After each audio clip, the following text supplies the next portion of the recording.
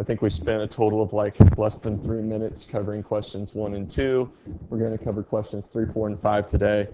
In terms of what this is referred to as, it's referred to as in your book as rules of the game. There's a lot of different stuff here in lesson 76. I don't know how much of it is going to make a lot of sense to you, and a lot of what we're covering here in questions 3, 4, and 5 all deal with each other. The other stuff that you see showing up in here is not dealt with in these 3 questions, so I'm hoping to get through these 3 kind of as quickly as we can. I know it says rules of the game. Essentially what you're trying to do is that your answer is your work. Your answer on question number 3 is how do we get from -5 minus 5 sine x over 8 cosine x to the point where we see that it does equal -5 cosine x over 8 times 1 minus sine x. What do you need? Okay. All right. So really what I think that this boils down to is what is referred to as trigonomic identities and knowing what things equal other things, okay, which is a somewhat complex thing, and it's not really super user-friendly. So I spent some of the time that I had yesterday whenever I had basically nobody in class and made sure that I had good explanations and good work, and if I needed to, I could send this out to you, but the video should suffice.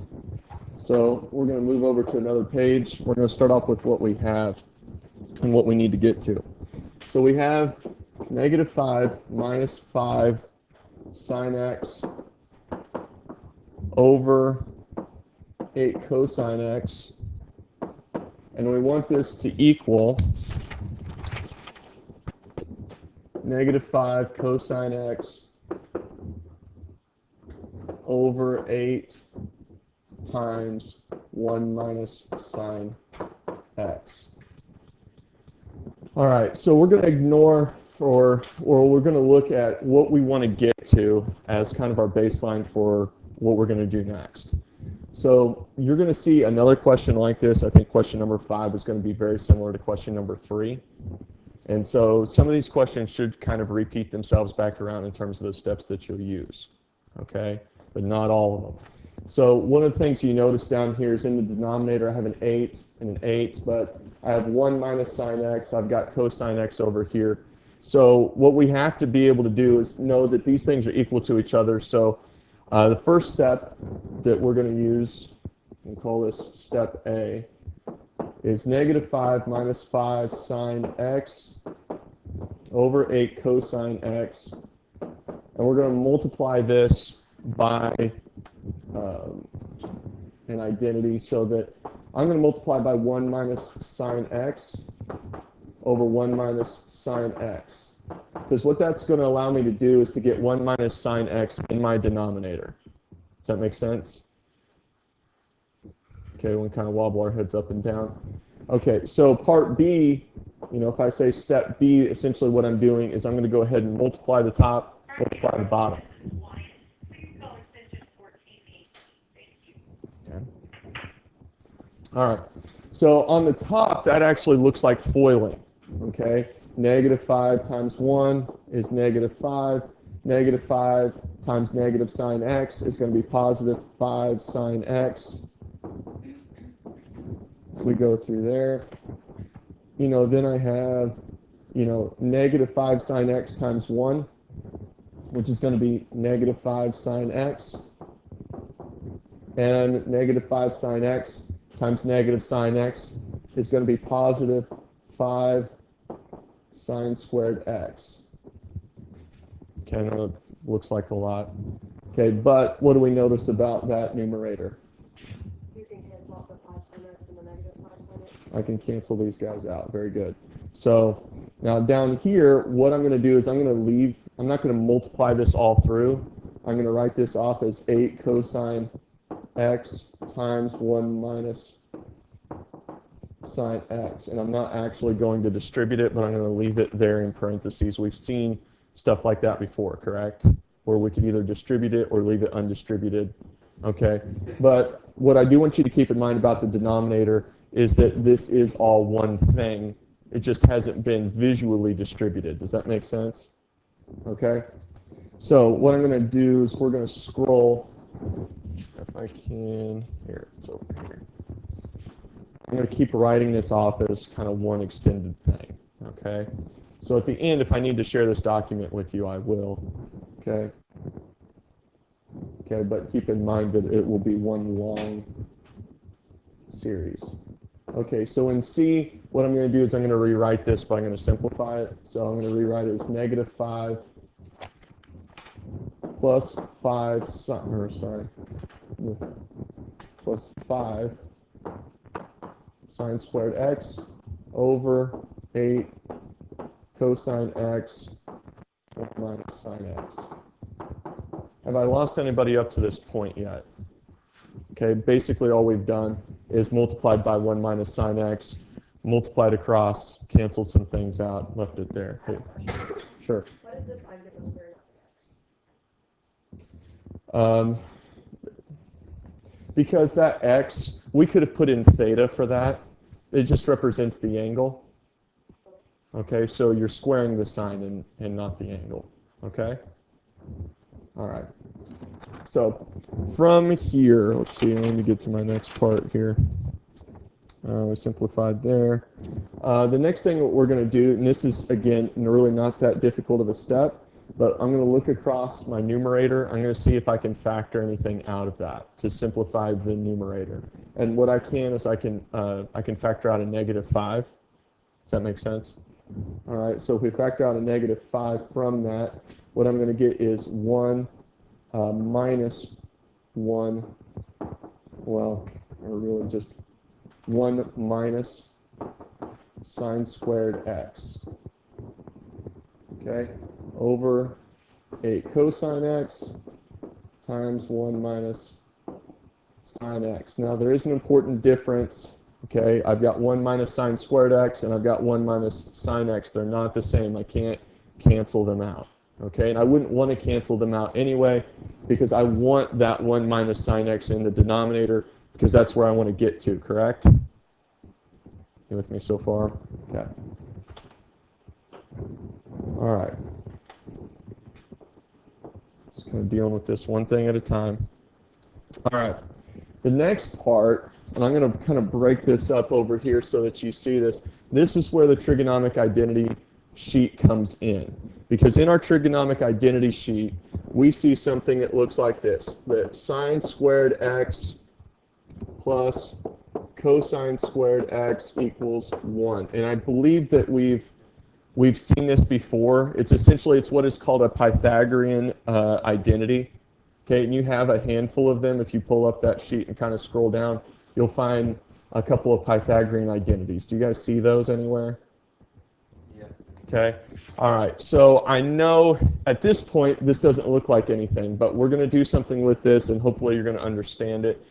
Is that what I'm going to do with this is I'm going to solve for cosine squared x. Okay?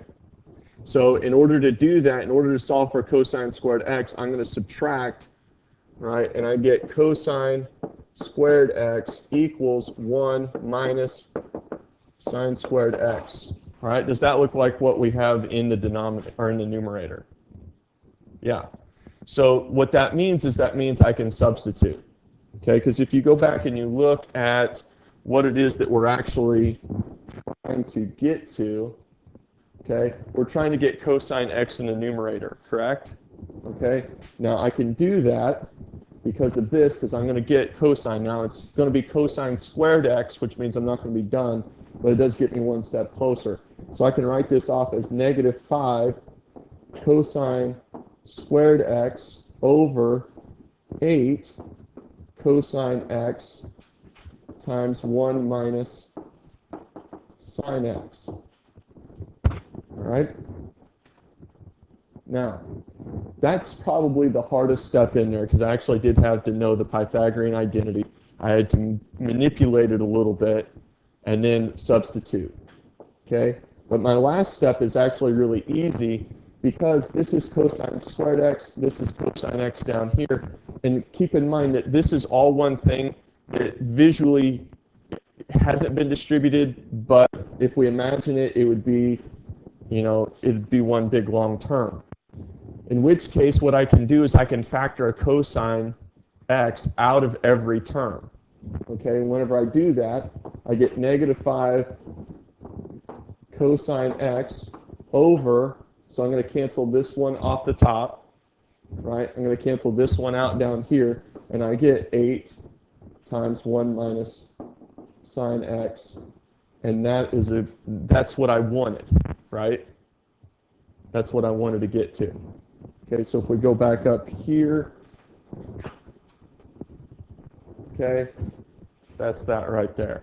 So this work is my answer. That's actually not that bad.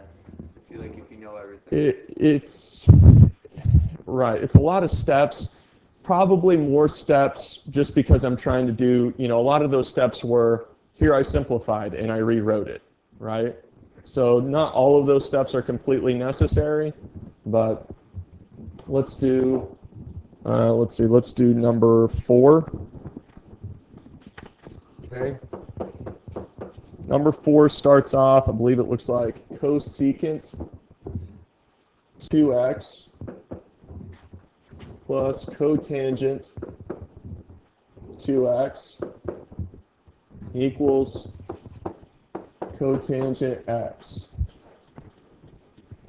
Okay? All right. So let's start off with a couple of basic things here. One, these are reciprocal trig functions, right? So let's think about it this way. I'm going to do this in a different color so that you see. Cosecant x is equal to 1 over sine x. Does that make sense? It's the reciprocal of sine. Okay? All right. Cotangent x is the reciprocal of tangent, right? So normally that would be, 1 over tangent x. But I want you to keep in mind what tangent x actually, or what tangent actually equals. Tangent is sine over cosine. Does that make sense? Do we remember that?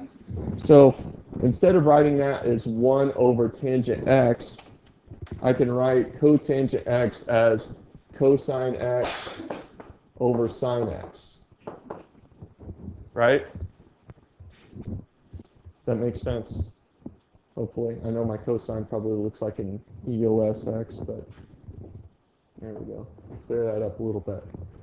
Okay, so in the same sense, cosecant 2x is the same as 1 over sine 2x. Okay, cotangent 2x is the same as cosine 2x over sine 2x.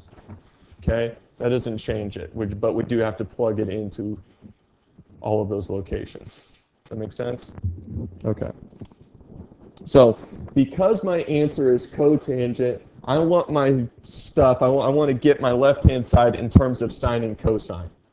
Okay? So what I'm going to do first with this is based upon what we just did there. I'm going to write cosecant 2x as 1 over sine 2x plus cosecant 2x over sine 2x. Okay, what do we notice about A? Can I simplify that? Yeah, why? Why can I simplify it? Because the denominators are common, right? Common denominator. So what I'm going to do is I'm going to write 1 plus cosine 2x over sine 2x. I'm going to make sure I haven't messed anything up so far. All right.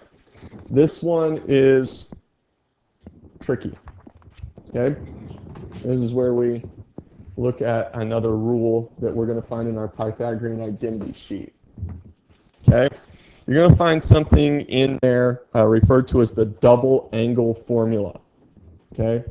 So I would pull up that trig identity sheet if you've got it and scroll down until you find the double angle formula. Can you find it? Okay? You should find in there a couple of things. What we're more interested in here is cosine 2x. Okay? Because we have a cosine 2x, And keep in mind with cotangent, in order for us to get cotangent x, ultimately what we have to get is we have to get cosine over sine. Okay, so we're going to have to get rid of these two x's. Okay, that's our problem. We have to get rid of the 2 involved there. So we're going to look at cosine 2x. The first thing that you see that cosine 2x equals is cosine squared x minus sine squared x. Do we see that? Okay, but that's not the only thing that it equals. We also see that it can equal 2 cosine squared x minus 1. Okay, and this is the one that we're going to use. You'll also see that it equals 1 minus sine squared x. Okay, but we want to use this one. And another spot that you'll see is directly below that. You'll see that sine 2x equals some things. In fact, I think it only equals 1. And that is 2 sine x cosine x. So we're going to use these two things right here, and we're going to substitute. Okay? So I'm going to scroll down so we can see some of this. Okay. So C is going to have me substitute in for cosine 2x. So I'm going to write 1. I'm going to keep that 1 right there. And we're going to substitute in plus 2 cosine squared x minus 1. And for sine 2x, we're going to plug in 2 sine x cosine x. Okay? Now, one of the things that we can see in the numerator of C, can I simplify any of the numerator of C? Do what? Cancel out the 1s. Okay? So what I'm ultimately left with for part D, if I'm just going to do D as a rewritten, is 2 cosine squared x over 2 sine x cosine x. Now, if you'll remember, one of our last steps in the other one was factoring out, right? And we can do that same thing here. Okay, what can I factor out of this? I can factor out a 2 cosine from everything, leaving me with cosine x over sine x. Okay, and that equals cotangent x.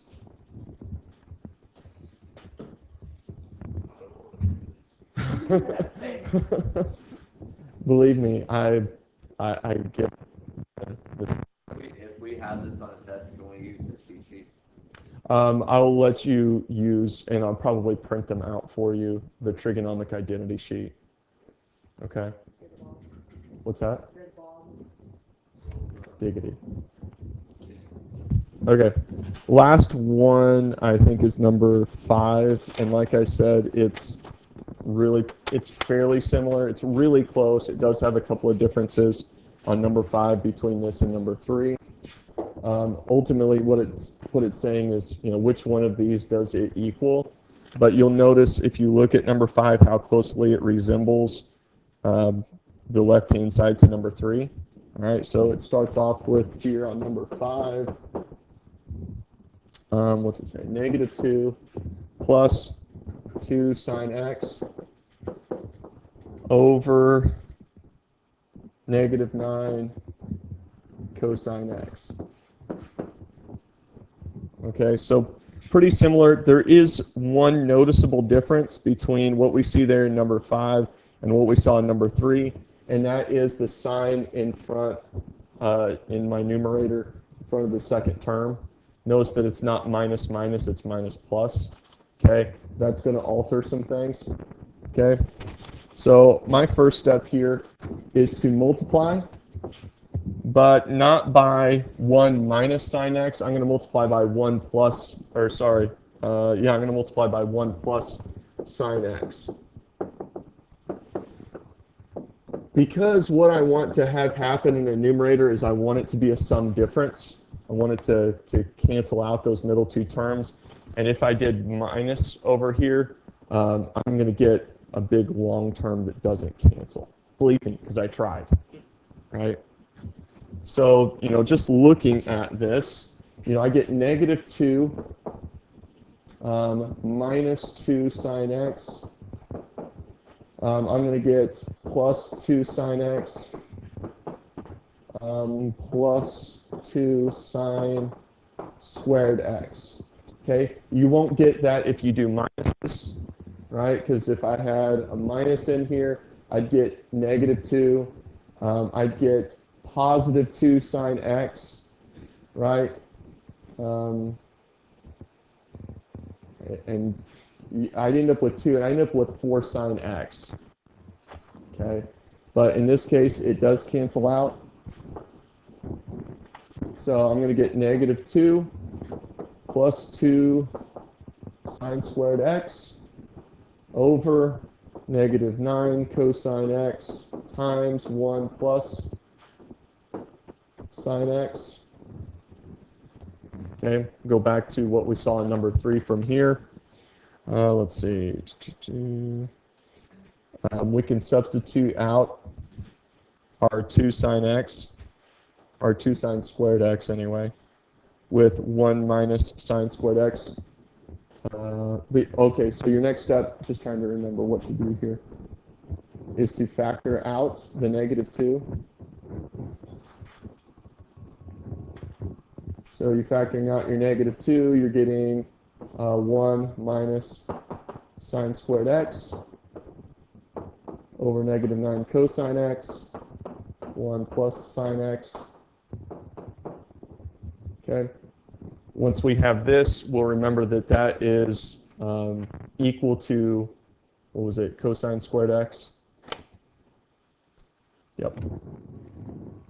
Right, we remember that from, sine squared x plus cosine squared x equals 1.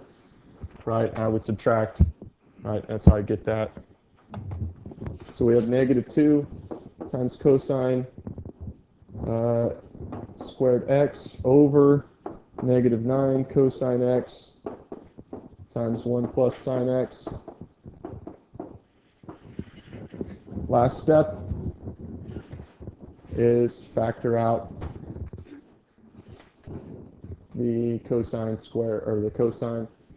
Let's see, so that leaves me with negative 2 cosine x over negative 9, 1 plus sine x.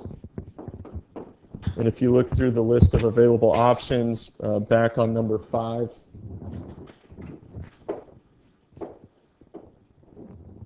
okay, you should see B as an answer.